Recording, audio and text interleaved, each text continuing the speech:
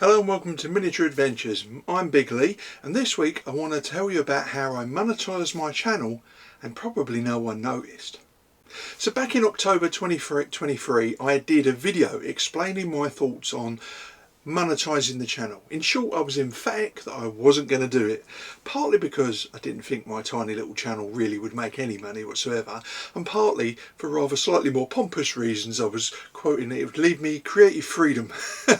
Well, following the post, two fellow YouTubers contacted me about the decision and cleared up some misconceptions and encouraged me to consider monetising the channel after all. And at the end of December 2023 I made the decision to give it a go, and a year on I thought I would discuss what I've discovered and why I changed my mind. So for years I had resisted calls to monetise my blog by allowing advertising to appear on it. I didn't like the idea of ads popping up in the feed, disrupting the flow of reading for those that visited my site.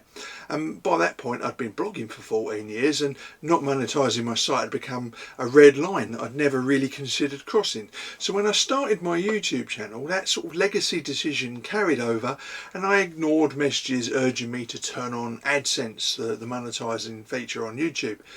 Besides, the channel was tiny and I'd make pennies surely. So when I posted my video in October 23, I'll put a link over here, I was adamant that I wasn't going to turn on adverts and interrupt the flow of my videos for subscribers. But a few weeks later I was interviewed by Henry Hyde on his Battle Chat podcast, and he spoke rather passionately about being a creator and using that revenue from that process to reinvest in my hobby. And around the same time, Alex from the excellent channel Storm of Steel, urge you to go and have a look at it, also urged me to give monetising a try. Yeah, both said the revenue was better than I'd perhaps imagined, and both told me that YouTube were inserting adverts into my videos anyway. Only premium subscribers like me get spared the adverts, so why not get paid for what they were going to do anyway? Now, I respect both these guys and their encouragement was making me waver, but there was one final crucial bit of information that convinced me to take the plunge.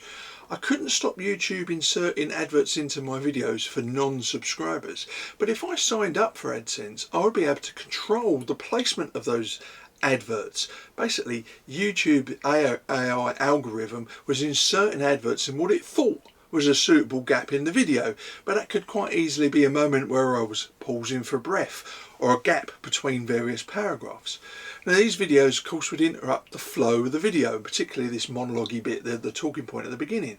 So maybe I was that would account for the low retention rate of some of the videos that I was making. So late in December 23 I decided that to start the process of monetising the channel and learning a whole new set of functions on YouTube Studio relating to the placement and the type of adverts I wanted. And one of the first things I did was set some preferences to eliminate certain types of ads from appearing in all my videos. Then step by step YouTube got me to verify my address, tax status, bank details, etc. All of this was much simpler than I had thought, and within a few weeks I was starting to see modest income accrue from my videos and the adverts being placed in them. So how much have I made from monetising the channel? Now this is something that a lot of similar videos often leave out. You know, I've got nothing to hide, so I think it's a useful guide for anyone with a channel of their own considering whether monetisation is for them. So in the 12 months since I activated it, I've been paid a little over 350 quid. Now I have to say, I'm not going to retire on the back of this income, but it's helped fund my hobby at a time when, due to personal choices, our household income and therefore hobby spending has been a little bit squeezed. And my channel is still relatively modest in size, albeit with a very active subscriber base. Now, most of my videos have a short shelf life, and so if I produce the sort of content that is perhaps more evergreen, for want of a better phrase, potentially I could make more money from smaller output. So it really depends on the type of channel you've got and what your audience is like. Now, it has to be said that I've not really done anything with the channel that I wouldn't have done anyway. I'm still putting out a handful of battle reports and show reports, with the majority of my posts being these conversations, these talking point or talking head type videos.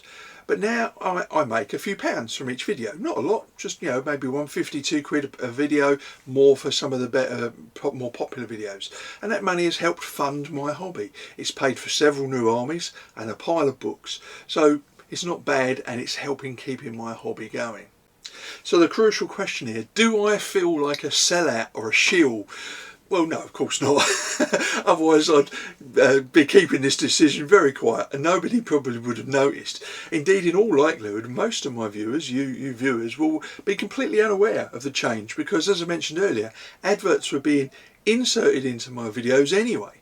Now I get to keep some of the advertising revenue rather than it all going to the man at YouTube.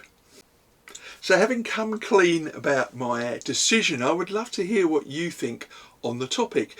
Do you even notice any change in the channel, and would you now consider monetizing your own channel, or are you outraged and unsubscribing forthwith? Preferably after leaving a comment so I can take your feedback into consideration.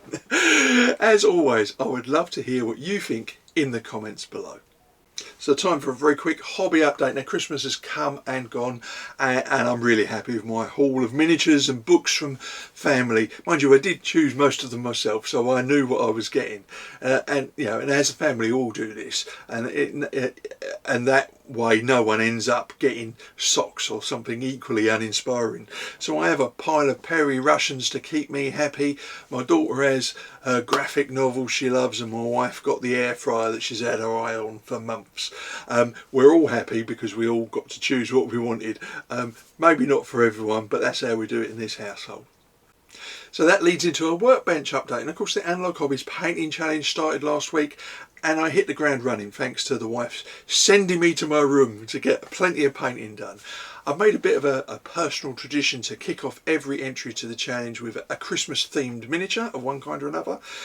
Some of my entries in previous years have been fairly traditional, and others less so. So enter Santa Claus and his mechanical arm, which I described as nightmare fuel for anyone on the naughty list. Now this was followed in quick succession by my first instalment of my new project, my first ever unit of 28mm Napoleonics.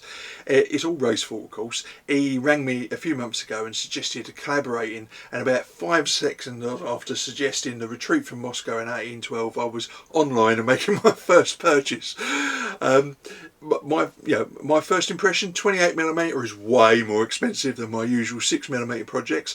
I often paint 28mm figures for the challenge, but it's probably been 3 decades or more since I last painted a unit of 28, so I had no idea how long these would take to complete to a standard that I'm happy with.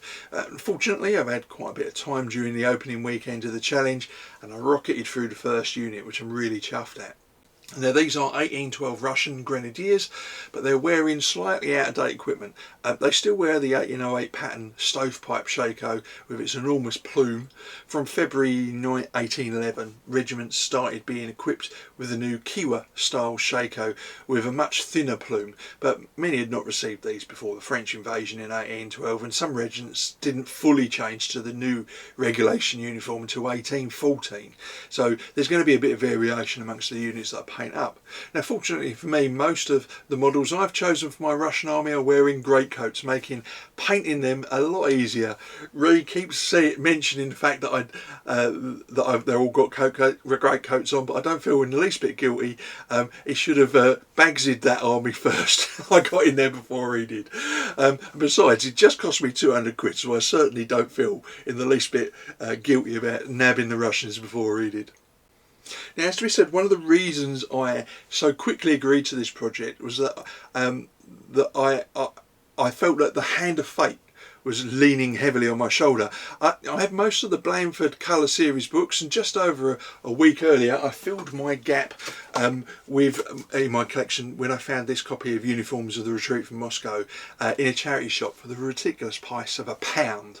So when Ray suggested the period for our collaboration project, I knew I couldn't ignore that obvious hint from the gods of wargaming. Serendipity had spoken, and who was I to ignore fate? Besides, being a bit of a butterfly, my willpower was way too weak to resist. I even managed to get a little bit of painting done on Christmas and Boxing Day, so the next entry is already well underway, and hopefully I'll have more on that in the next week's video. Well, that's it for this week. I hope you all had a great Christmas, and of course I hope you have a great New Year's celebrations. If you're feeling a little too stuffed from all the food, may I suggest you sit down, relax and take a moment to join the conversation in the comments below. And I'm sure there must be a study somewhere that shows that talking about wargaming aids digestion. I'm sure there must be.